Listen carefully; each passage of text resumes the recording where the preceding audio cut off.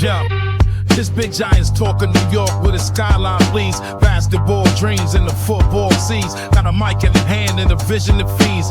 In the fantasy realms where the ghost dog leads. He's a shadow on the court and a phantom on the field. Timberland stomping, truth never concealed. Got my podcast lit, each story revealed. Talk variety legends and hoops that appeal. From the shadows of MetLife to Mike's last track. Ghost dog repping Big Blue, never looking back. Podcast sales, that's deep in the fog. Gridiron echoes follow the phantom dog. Yeah, yes sir. Ghost Dog over here, back at it again over at Ghost Dog's Big Talk, where I talk like a giant. So pay attention as I break down the science of the New York Football Giants. Yes. Day 4 OTAs is in the books. You know how I do. I always do it like a day late, but definitely not a dollar short.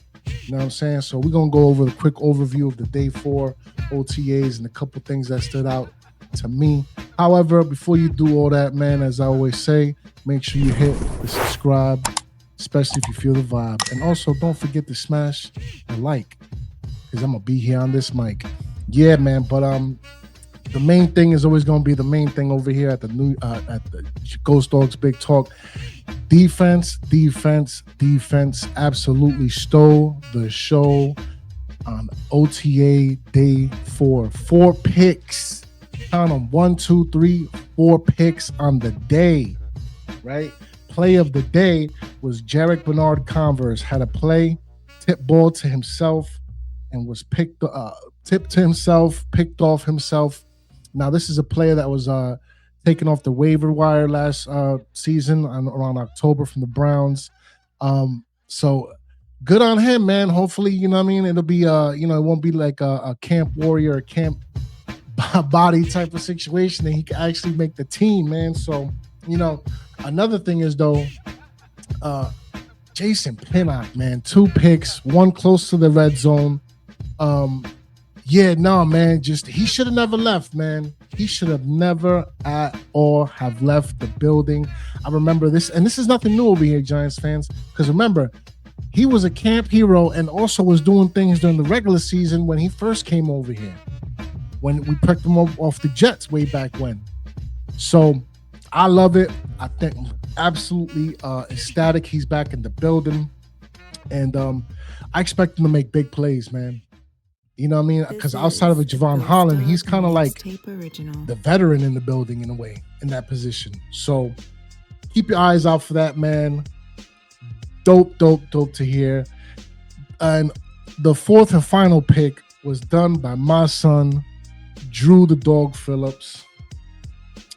Look, man, I expect a great season out of number 22 this year. A lot of games on the schedule where I expect them to fully, absolutely get busy and make plays. He is solidified, bona fide, and absolutely going to be our nickel corner going for the foreseeable future. I don't see him going anywhere, and I see him actually like low-key probably being a star in this league at one point at the nickelback position, man. I have that much confidence in Drew Phillips right now. But yeah, man, defense it was all about the defense yesterday. Couple offensive plays as well, though. However, I got to throw in there Devin Singletary. He made a play, made a touchdown, and as well as Dante Turbo Miller and even Eric Gray.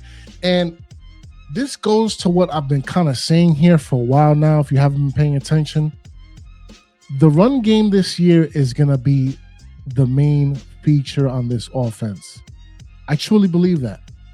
With the updated offensive line, with the big bodies up front, it's just going to create opportunities for these running backs to just make plays. And with a Roman-style offense, remember, Roman's heavy on the run.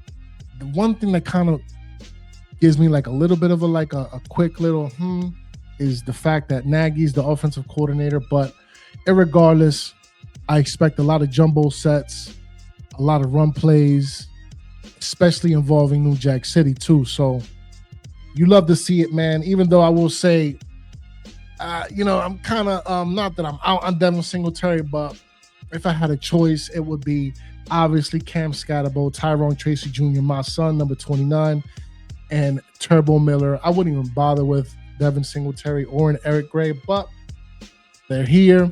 They're trying to prove their case. They want to play. I ain't mad at it. I ain't mad at it at all. So there's that. And going back to the defense, though, sticking with the offense, should I say, Calvin Austin and Jaxson Dart are making some connections here, man. And, he's not the only one, because Bo Collins is making some plays with Jaxson Dart as well.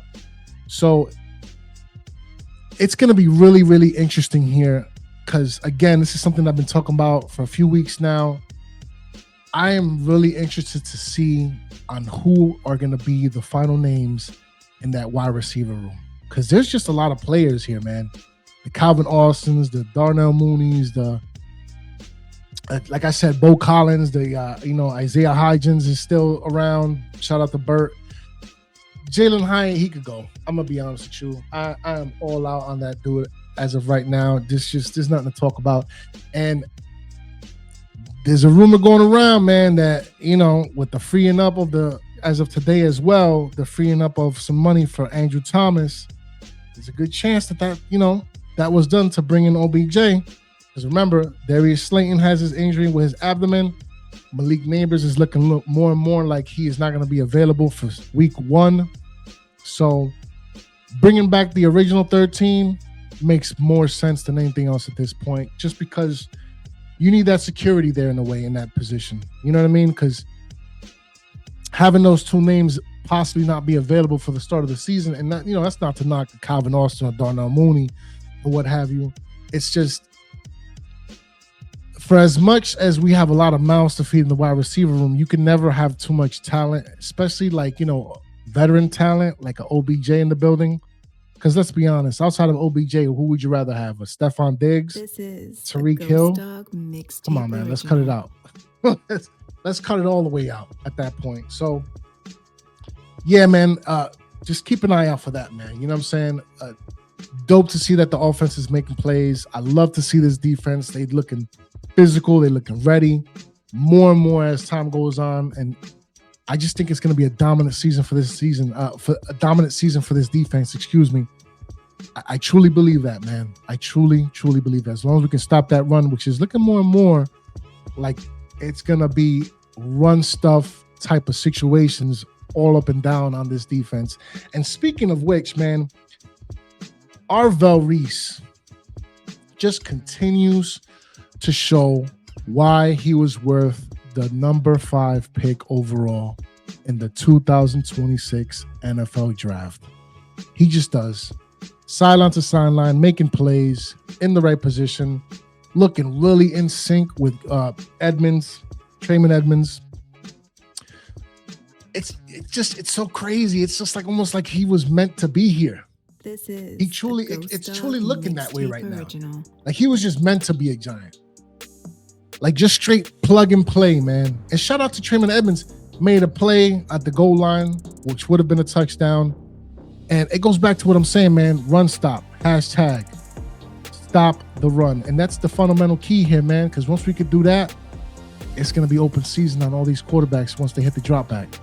So there's that, man. And real quick, I know we've addressed this on the lives and what have you. A Ghost Dog mixtape original. I get it. It's kind of getting old news, but it's not going to die out until it officially goes away.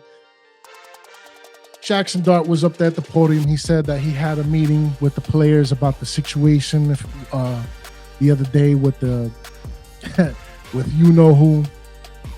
I think that's dope. I think it's dope that you sat down, that you had the conversation with the rest of the team, whoever was willing to be there and have like that conversation with him. That's great. That shows true leadership. It shows willing to sit down and learn. Hopefully, at least, I feel that way. All those things are all good and all that, man. But I said it once, and I'm gonna keep saying it.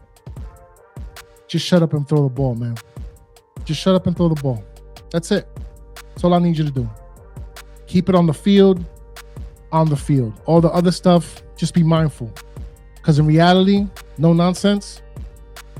I'm not going to speak for the rest of the fan base here, But I know I don't give a good goddamn about whatever political ideologies you have or whatever religious followings you have. I just honestly don't give a shit. So just stick to football, bro. You know what I'm saying? Keep all that other stuff out the way. Because it's a distraction, quite frankly. And with the way things are now, politically wise in this climate, it's just not needed. It's just not needed. And to all the other Giants fans out there getting at Abdul Carter for voicing his opinion, shame on you, bro. That man is absolutely allowed to voice his opinion for his teammate. Now, you might not have agreed of how he did it over the internet, but I'm willing to give him the benefit of the doubt for at the very least saying that that was his initial reaction to the situation. So I'm willing to cut him some slack. But to outright attack that young man, especially like in in certain sports pundits out there referring to him as boy, pump the brakes. Word up. Pump the brakes. Because there's a lot of blame to go around here. That's for me at least. So let's keep it on target with the catalyst of how it started. And it started when number 6 decided to step up on that stage and introduce number 47. So again, I appreciate you taking the ownership of it and being a leader and stepping up and having that conversation with the rest of your teammates, but just shut up and throw the ball. That's it. And I'm gonna keep saying it too. And I don't really give a fuck who has a problem with it. Word up.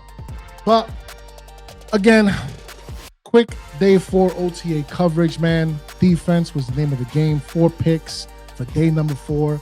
Pinnock getting busy. Drew Phillips getting busy. Shout out to Calvin Austin. Shout out to the offense for making some plays as well. This run game is going to be serious. And I expect wins. I expect quite a few wins this season. So I'm standing firm on my 12-5 record.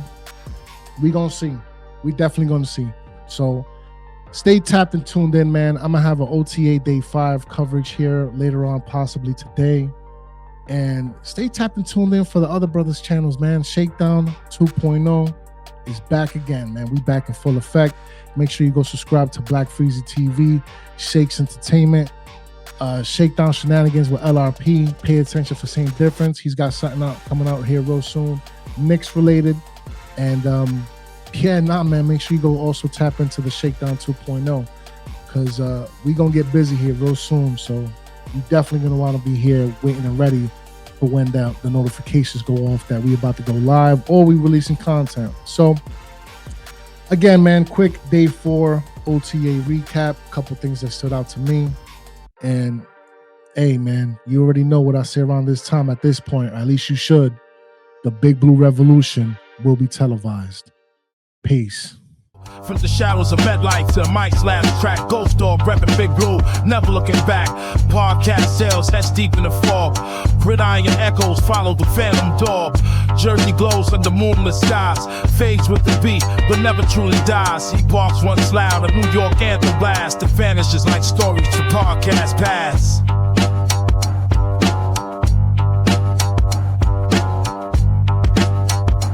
This is a Ghost Dog mixtape original.